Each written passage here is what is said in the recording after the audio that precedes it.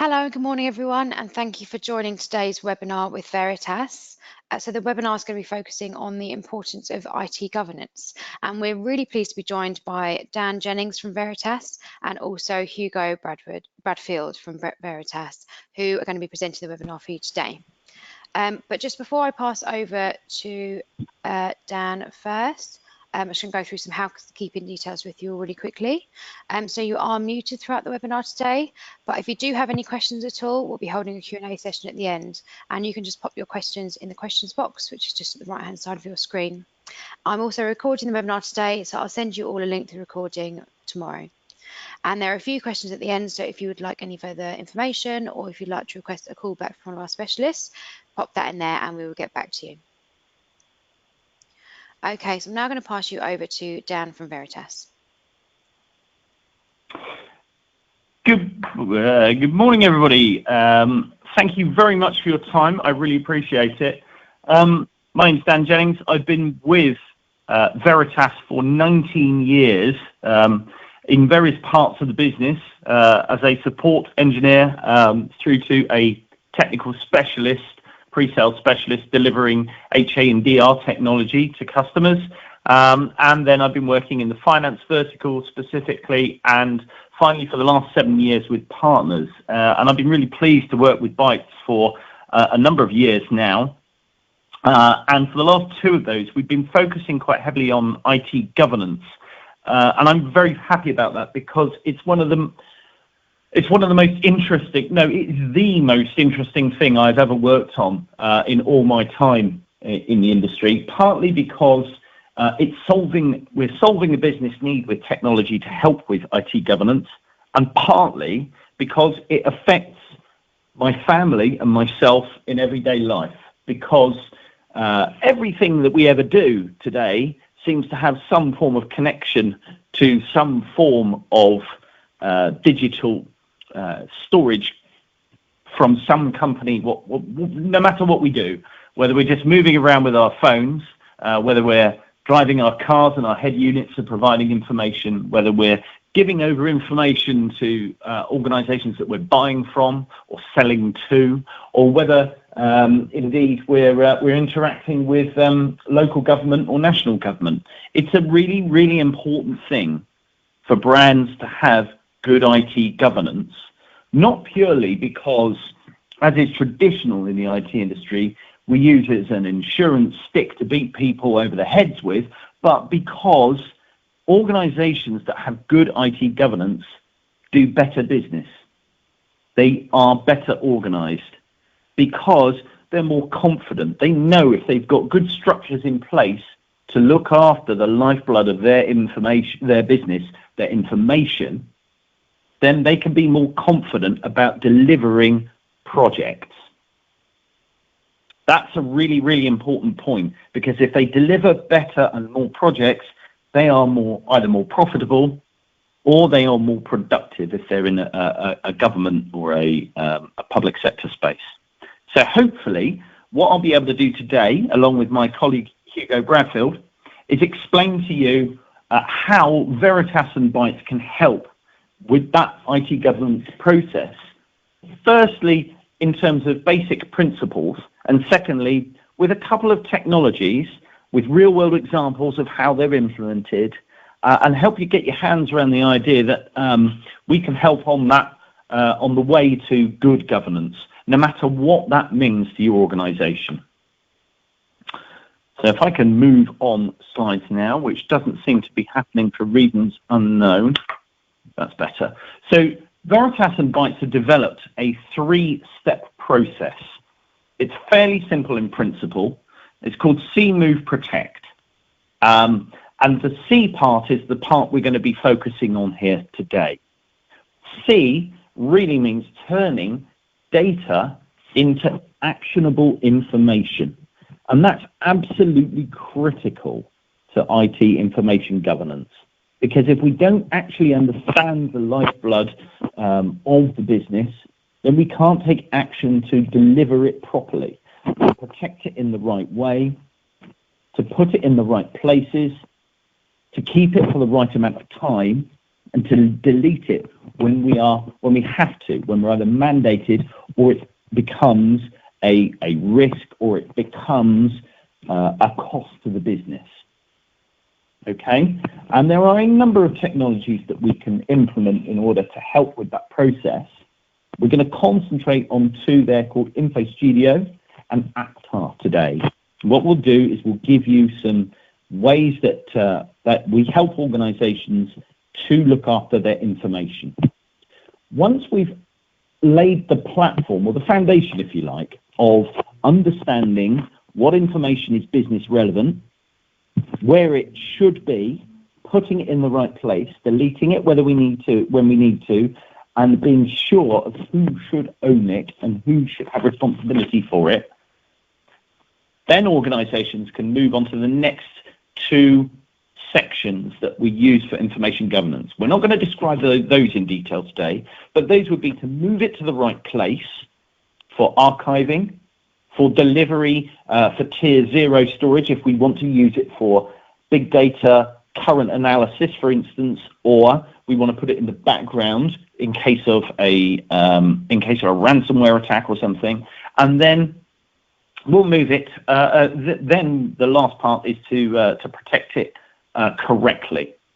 And protecting it means making sure that if an individual file or a file share or a line of business becomes unavailable because information has been either corrupted or it's been held for ransomware, or somebody's made a mistake within an organization, perish the thought, but it happens. We can get it back up and running as quickly as possible so business is unaffected. And we can automate all three of those parts, but we'll concentrate on C here. And I'm going to describe Information Studio. Now, Information Studio is the governance engine for unstructured information. Okay, so we're actually talking about data here. Hugo's going to go on to looking at the part around infrastructure governance, but I'm describing data governance here. Now, the very top left of that graphic there, the rather colourful graphic, we've got all sorts of information stores and sources. So as I mentioned before, we're generating information in ways undreamt of 20 years ago. And I won't bother going through all those again because, quite frankly, we hear that quite a lot. But we support 25 diverse sources of infrastructure to understand information that's being stored, but we also understand the sources of the information, where they're being generated and how they're being delivered to the business. And what we do with Information Studio is a superset of technology that we've had available to customers for the last 10 years. So it's very mature technology, but we're making it much more user-friendly now. It's much more intuitive, and you'll see the graphic there, which is a global graphic. It's one particular landing page that you could have as a home page. And as you would expect, you can just simply click on a data location and start to drill into the information that's there. But so what really, because we can all find out how big a file share is. We can start to filter on that information based on whether that information is orphaned or who owns it, and we can select particular owners or lines of business. We can start to work out whether that information is stale and define what that means to us as a business. We can define what ages mean, for instance, of information, so that we can work out whether information that's been stored, let's say, for instance, in one of the little graphics at the bottom right there, with a little bar chart, we've got a large amount of information stored between 9 and 12 months. I don't know what the resolution is like on your screens, but the biggest one there is between 9 and 12 months. And it was when that information was modified, but we can change that if we want to change the definition to when it was created or when it was accessed. We can define other parts. And then we can start to multiple filter and define what risk means, what location means, what line of business means, and create reports, real-time reports that help organizations understand what information is and where it is and who owns it. And it's really important to be able to click on a button and say, what is the amount of information that we've got today that's not business information? And we can help you define what business information means to you as an organization. And that is one part of Information Studio. But the second part, and the part that really helps with information governance and the automation of the workflow that leads on to putting information in the right place for the right amount of time, will be the classification engine that we have introduced to Information Studio. Now you will see a small graphic right in the middle of the screen there, which says classification. And we can apply over 200 out-of-the-box information governance standards from all over the world. Now, obviously, GDPR is in the news at the moment, but it might be Basel, it might be SOX. You might have a simple one that you define, PII, personally identifiable information, or you might want to define a custom one of your own for a subject access request, for instance. All of these things are possible with Information Studio, with the classification engine that we have. Once we apply a classification tag to information, and it is purely metadata, so we're not opening files, we're not compromising files at all, we're just applying more metadata. We can pass that on to, for instance, an archiving technology such as Enterprise Vault in order to make sure that we put it in the right archive for the right amount of time. We can pass it on for legal governance, and that's really important sometimes, and I'll come on to describe a real-world example of that.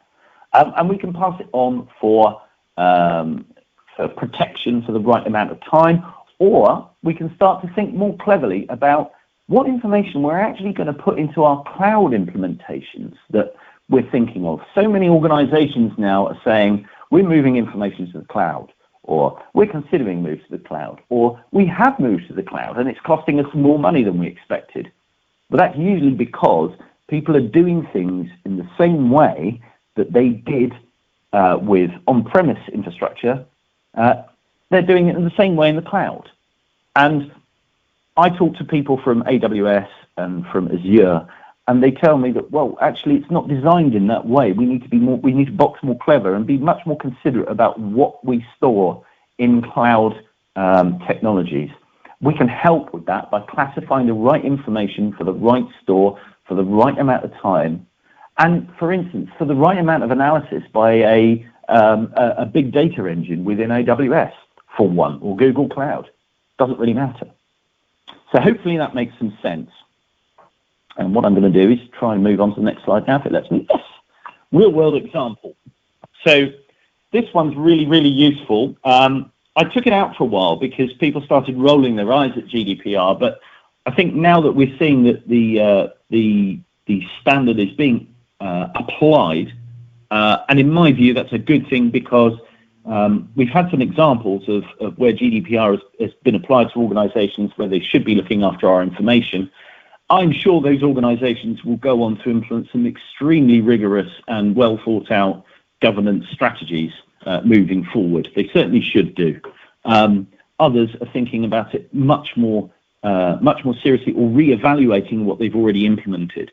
This one that we work with is a major prestige automotive manufacturer, and there was a chance IT discussion, a standard storage refresh project that they were doing. They were just literally going to add some more storage into their infrastructure.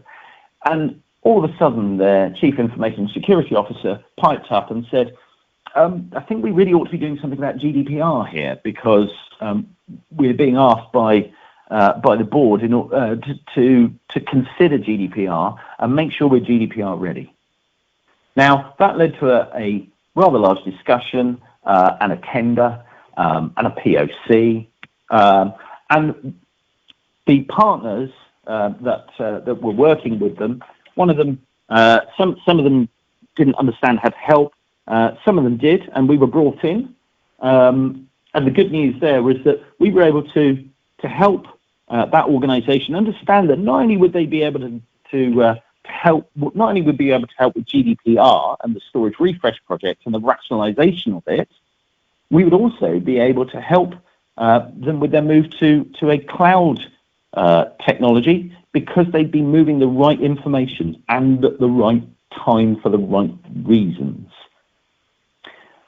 That helps them. That helps them do things in a much more efficient, cost-effective way. In order to help them as well, one of the crucial things we did was talk to their lawyer, their compliance officer, and their legal governance counsel, because it was them that needed to report on GDPR, not IT.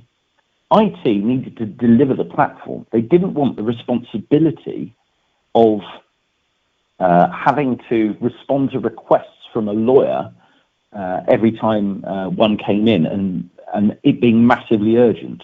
So what we did was we helped IT deliver the platform, and then the lawyer owned via their own role-based login the reports and the governance and the legal depositions that they had to make based on the requirements they had.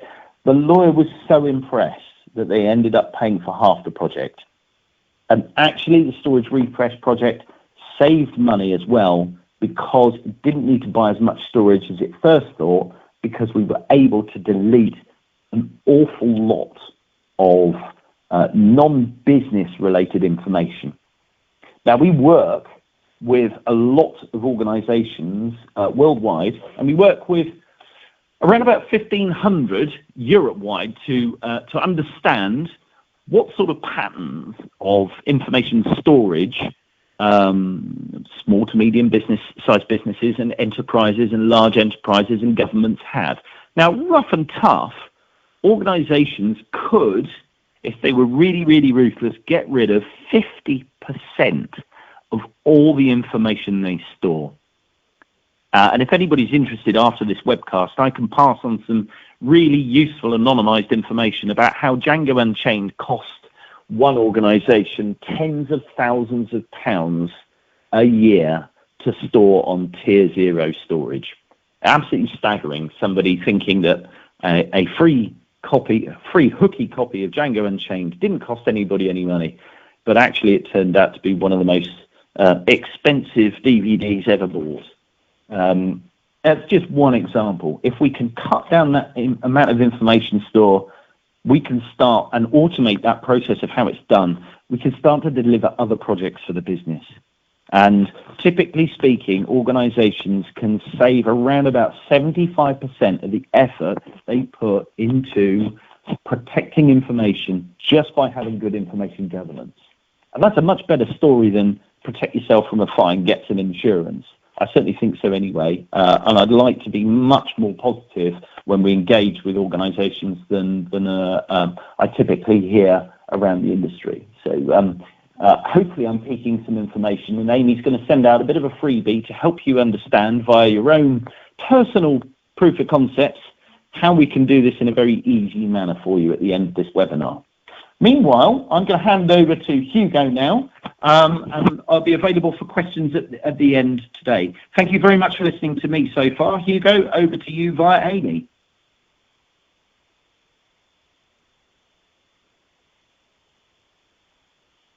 Hi. Can you hear me now? Good morning, everybody. I certainly can hear you. Okay, great. My name is Hugo Bradfield. I've recently joined Veritas, started in December. I've been working with Veritas products for the last 18 years. So Dan and myself are pretty old Veritas employees as such. I came from a customer and then from the partner perspective, where I worked for many years, and now recently joined in Reading in Green Park. I've previously worked with Aptar in one of my previous roles, the product I'm going to talk about shortly. And as Dan was also talking about compliance, Aptar, they recently acquisition of Veritas, I'm going to speak of compliance in a slightly different way, more from a backup and basically backup perspective. Not just backup, I want to basically give you some information regarding the product so you can go to the market and spot those opportunities. And then obviously we can, or reach out to us and we can assist you to see all those deals. Don't know how much you know about Aptar. I'm just going to cover a few aspects. And if there's a need or a requirement for us to do any further more detailed presentations or even live demos, reach out to us. We're glad to assist. So from an Aptar perspective, a lot of people are under the impression it's just a replacement for Op Center and reporting. Aptar is a much bigger, broader product. We do analytics as well as reporting, and where it plays a big role is from a chargeback perspective. So from a backup perspective, where we can see a big difference in the market and a big gain for the product is due to the fact that we have the ability to identify hosts within a customer's storage environment, within the VMware, from a SAN switch perspective, and also from a backup product. We don't just do net backup, we can do Commvault, Veeam, Rubrik, TSM, majority of the other backup products we support. So the nice thing about Aptar, so we can have generic reports that can span the entire customer data center, hosts that are connected to storage, whether it's physical, VM, hosts that are connected to the SAN fabric, hosts that are being backed up by multiple backup products. You can actually run a report that will give you information and let you know what servers are not being backed up in your environment. We all know projects get kicked off, servers get spun up, and to keep track of those, it's not always possible. Some stuff slips through the cracks. And then from a compliance perspective, this will give you the ability to identify those hosts and then make sure the backups are in place, because it's always crucial when restore requests come in and then to find out that servers aren't being backed up. The other big gain is the RTO and RPO reporting capabilities, where we can basically give you a predictive report where we will be able to show you whether you will be able to meet your SLA. You can set up your own SLAs and timelines within the product, so that we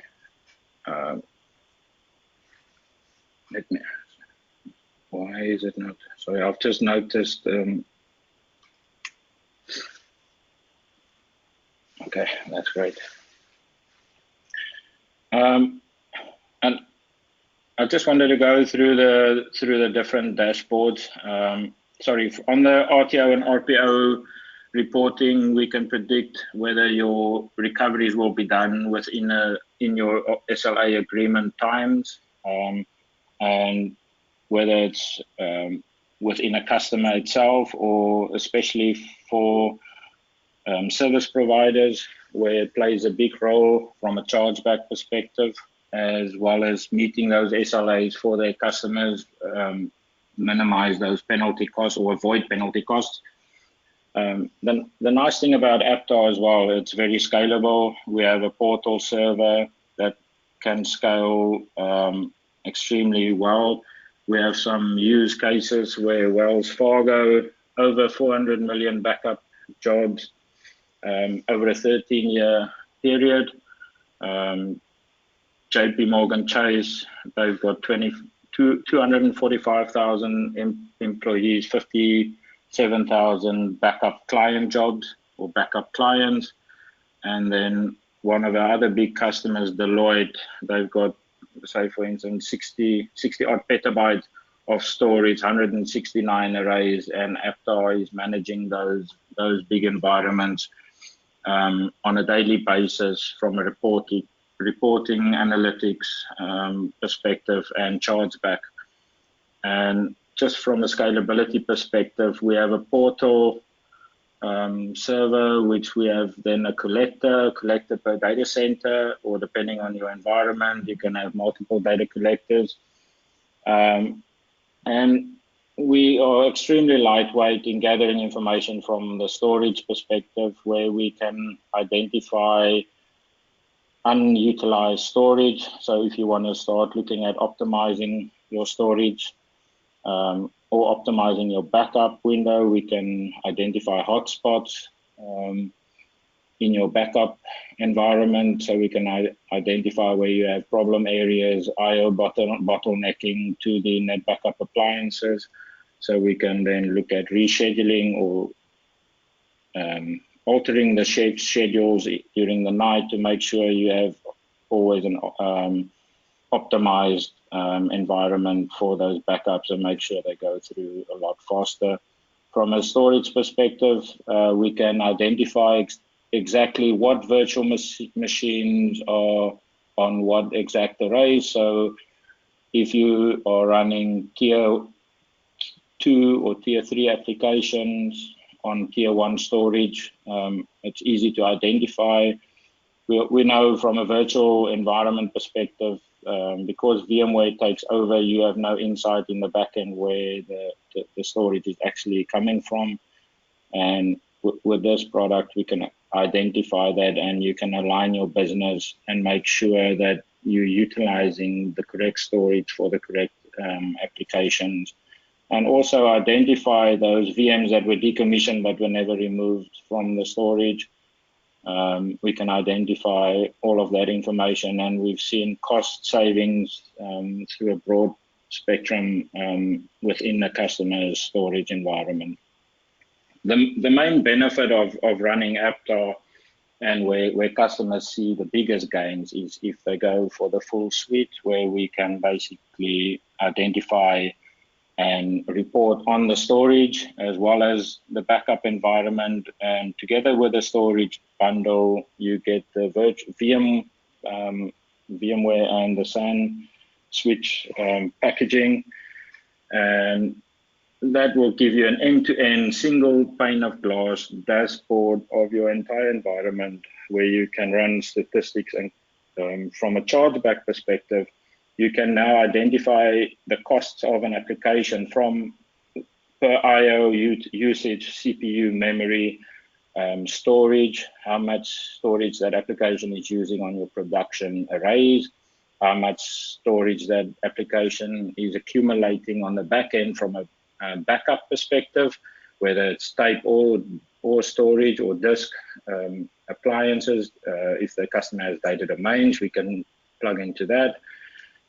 We can get information from RMAN. So if those DBAs are doing their own backups to disk and they're utilizing tier 1 storage for those backups, we can identify that because we see RMAN as a backup product. So we can catalog that information, and you can report on those backups, and whether it's your company policy or not, you can act accordingly. I don't know how we're doing for time.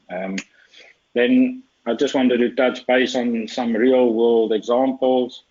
One of the big banks reclaimed 8.3 petabyte of primary global storage at a big cost saving, and obviously that will allow them to slow down their next purchases of the storage and repurpose that storage into the environment and utilize it when necessary. And then one of the insurance companies, they saw a return on investment within 9 months, where it took 3 full-time employees to do the billing. By utilizing Aptar, the billing was automated, and they could utilize those 3 resources more productively in the rest of the environment.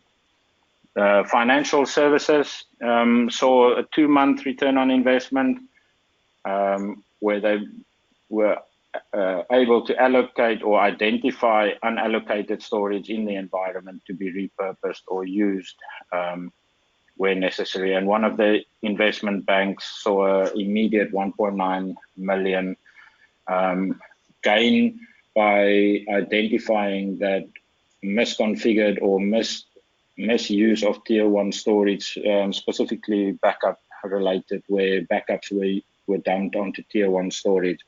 They could free that up or point the backups into the right tier of storage and use that tier 1 for those crucial, highly available applications. And I think from my side, I hope that was useful. I can pass back to Dan and then he can finish off the last couple of slides.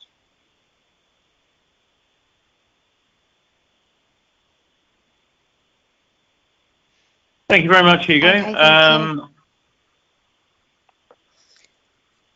Excellent. Okay. Should we open up to questions now, Dan? Yes, please. Yeah. Brilliant. Okay. So hopefully you can see the screen here. So if you do have any questions at all, please do pop them in the questions box, which is just at the right-hand side of your screen. Alternatively, we do have our email address there if you do want to submit any outside of the webinar. So I'll just have a look to see if any come through. 1 second.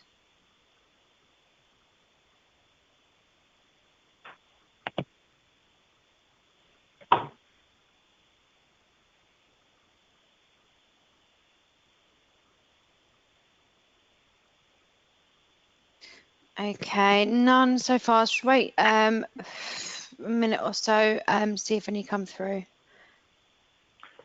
Okay. Meanwhile, just to recap and reiterate, I honestly believe, and I know from working with customers, that there's a huge amount of potential to save money, do better business, and deliver better projects, better and more projects by rationalizing information through good information governance.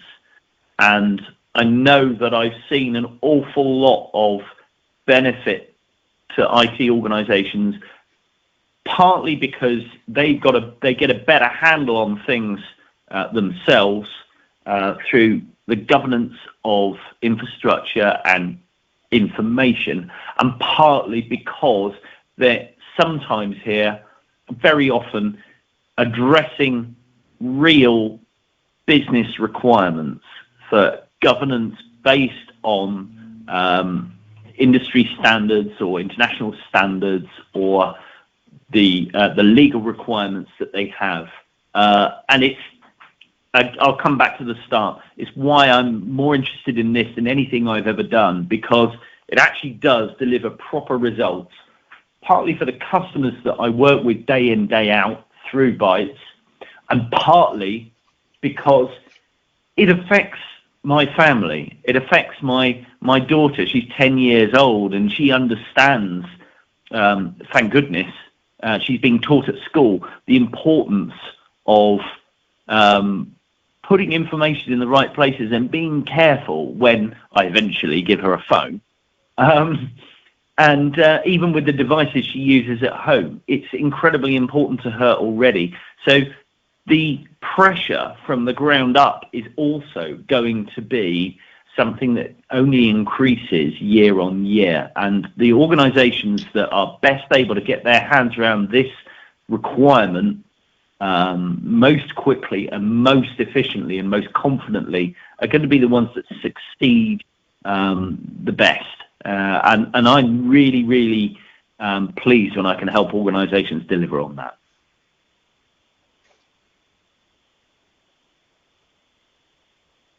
Thanks, Dan. So there's just been a couple of questions about the recording. So I will send you all a link to the recording either this afternoon or tomorrow morning. But that's all the questions that we've got today. So thank you so much, Dan and Hugo, for presenting today, and thank you everyone for taking the time out of your busy day to join the webinar. I hope you found it useful.